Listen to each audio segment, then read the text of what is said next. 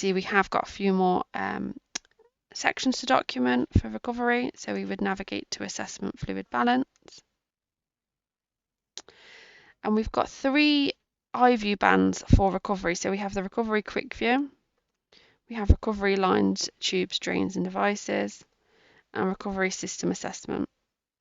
So we would navigate to recovery quick view. We can see the various sections within this eye view band. Within recovery lines, drains and tubes, you have various options. This is where you would document anything inserted, anything removed, etc.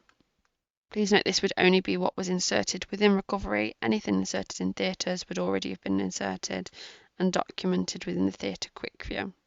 And if you, for example, were to click on arterial line, you would be able to see what was recorded in theatres and would be able to document anything removed or inserted in recovery. We can see these ticks show us that something's been inserted previously or recorded against previously. The recovery system assessment. Within the recovery eye view band, no field is mandatory or no section is mandatory. We would just record what was appropriate. For example, we might navigate to the recovery quick view and start documenting the patient arrival. We would do the timestamps for in the recovery.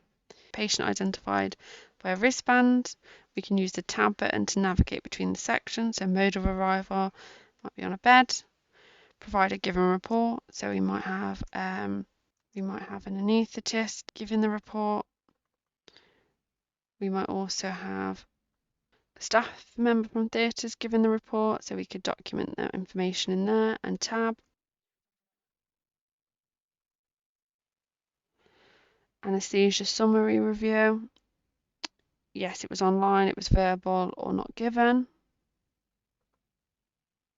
Surgical summary review. You can say no, the surgeon hasn't provided their surgeon op note yet. Past medical history review. And yes, we've looked at this on the patient record.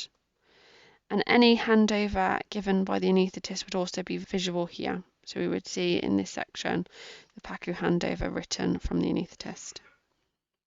So the vital signs would feed through from the BMDI machine.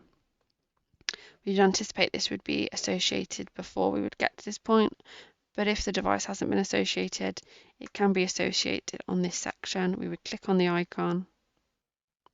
The device association window would open. We would search for our device, select the device, and hit the associate button. Any associated devices would be visible within this section.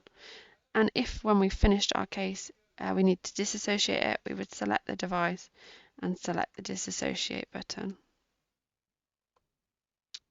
So our vital signs should be visible here, and we can see up top that there are various colour flags to indicate if something's critical, high, low or abnormal. So if anything's critical, it would appear in red. If it was a high number, it would appear orange colour. If it was low, it would appear in blue, and if abnormal, it would appear in brown. If we do have a flag that's populated within the vital signs, so if we added a result in here, if I were to sign and save my recordings, you can now see that this has been flagged with the colour of red and a little exclamation point next to it just to show us that that's critical. Obviously we would address it as appropriate, but if we found that that was actually appropriate for that patient for whatever reason, if we've addressed and we know that it's not a concern to us, we would right click and we would add a comment.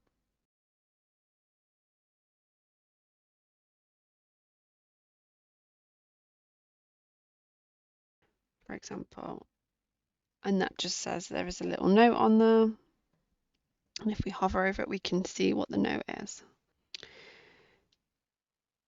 If we had any previous measurements in, we would be able to see them visible.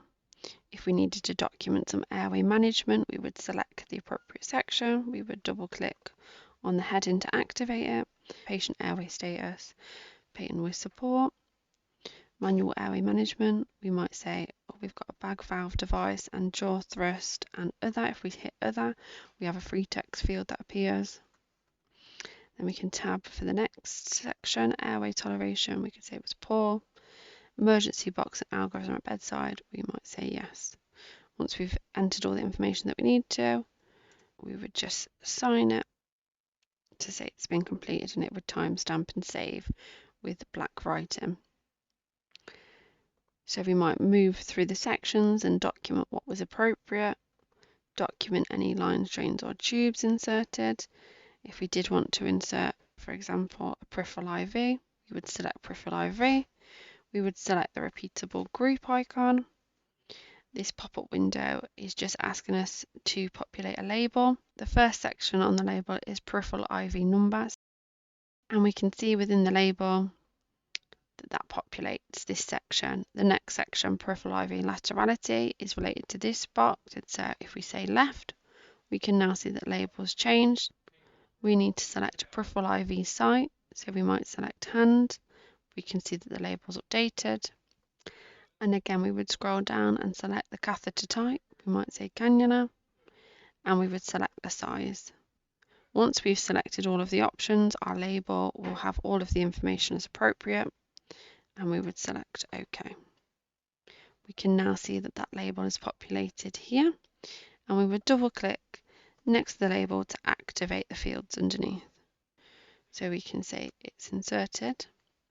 So we might say we've identified the patient via a wristband.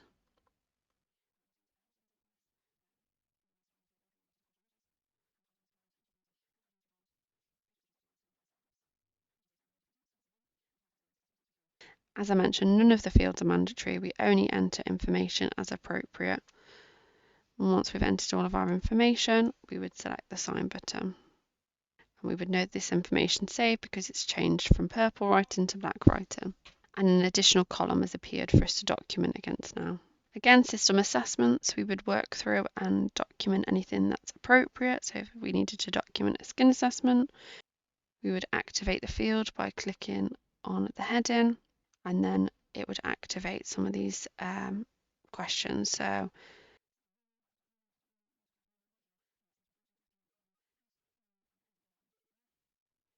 if we double click on the skin colour, it'll give us options to document against. We might say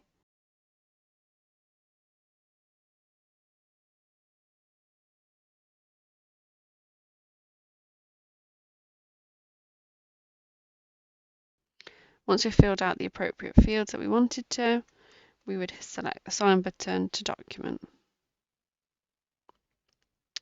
When we've finished recording all of our information and the patient's ready to go, we would navigate back to peri-op documentation.